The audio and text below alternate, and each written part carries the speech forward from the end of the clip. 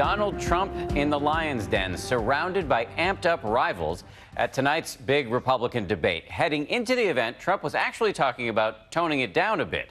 So did that happen? Not quite. I wrote The Art of the Deal. I say not in a braggadocious way. After an uncharacteristic attempt at modesty in his opening statement, it took just minutes into tonight's debate on CNN for Donald Trump to start engaging in his trademark verbal trench warfare. First of all, Rand Paul shouldn't even be on this stage. He's number 11. He's got 1% in the polls. His visceral response to attack people on their appearance, short, tall, fat, ugly. My goodness, that happened in junior high. The battling began with Kentucky Senator Rand Paul, and then Wisconsin Governor Scott Walker leapt in. And Mr. Trump, we don't need an apprentice in the White House. We don't need an apprentice in the White House. We have one right now. Bear in mind, all of this tussling came just hours after this interview Trump gave to the Christian Broadcasting Network, in which he said this. I think I could tone it down a little bit when pressed. When somebody hits you can hit a little bit less hard. I think I could tone it down a little bit, and I'll try. I have a proven record. But tonight, toning it down was not to be, especially when it came to the former frontrunner and frequent Trump target, Jeb Bush. I think he's a very low-energy person, and I don't think that's what the country needs. The simple fact is... Excuse me, 1 second. No. I didn't want to... Donald, you cannot take... More energy tonight. I like that. Look, I think he woke up in moments. I think his finest moment was when he turned to Trump and said, "You should apologize to my wife about what you said." To subject my wife into the middle of a raucous political conversation was completely inappropriate, and I hope you apologize for that, Donald. No, I won't do that now. because I said nothing wrong, but I do hear she's a lovely woman. I thought that it was his finest, strongest moment. So I think he did better than his last debate. I don't know if it's enough to get his trajectory back in the positive direction. But the clash that this evening will perhaps be best remembered for came with Carly Fiorina, the only woman on the stage. A woman about whom Donald Trump recently told Rolling Stone magazine, "Look at that face. Would anyone vote for that?" We are the majority of the nation. In response to which, Fiorina has been running these ads. This is the face of a 61-year-old woman. I am proud of every year and every wrinkle. Mr. Trump later said he was talking about your persona, not your appearance. I think women all over this country heard very clearly what Mr. Trump said. I think she's got a beautiful face, and I think she's a beautiful woman. All right, on that note...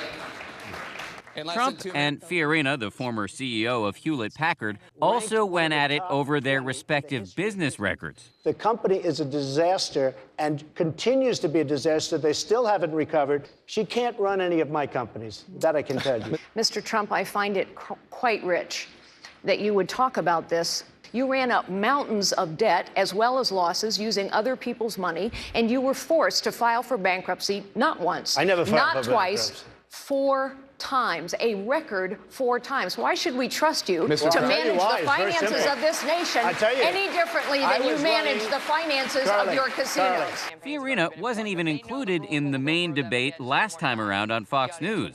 And tonight, she made the most of her airtime, weighing in on everything from Putin to Planned Parenthood. Anyone who has watched this videotape, I dare Hillary Clinton, Barack Obama to watch these tapes. Watch a fully formed fetus on the table, its heart beating, its legs kicking, while someone says we have to keep it alive to harvest its brain. This is about the character of our nation. And if we will not stand up and force President Obama to veto this bill, shame on us. Carly Fiorina was the clear winner tonight. I thought her answers were crisp, her answers were clear. She took on everything in her record, foreign policy. I thought she was by far the standout in tonight. That notion is bolstered by the fresh stats out of Twitter tonight. The company telling us the 2 most tweeted about moments of the night were Fiorina responding to Trump about her looks and talking about Planned Parenthood. The question over the next few days will be, will Fiorina's performance tonight change her standing in the polls? As of yesterday, in a national poll, she was at 4%. Trump was out front at 27%, followed by Dr. Ben Carson, a pediatric neurosurgeon who's been on the rise of late Tonight, however, Dr. Carson was not heard from that much. I think he kind of disappeared. I don't think he hurt himself. He definitely didn't help himself like he did in the last debate. And so it probably is a wash for him tonight. With so many candidates in this race, all vying to distinguish themselves, tonight was a potential make-or-break opportunity. They've all been preparing for days, honing their lines behind the scenes, and then, in the hours leading up to the event, prepping in their own ways. Rand Paul firing guns. We're all in, and I'm ready for combat. Jeb Bush attending church with his wife.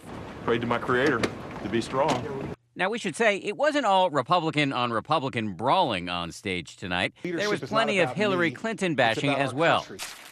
She does not have a track record of accomplishment. She believes in the systematic murder of children in the womb. This administration, with President Obama and Hillary Clinton, has created insecurity, the likes of which we never would have imagined. She, meanwhile, weighed in on Twitter in response to Trump's comments about Fiorina's appearance. I think she's got a beautiful face, and I think she's a beautiful woman.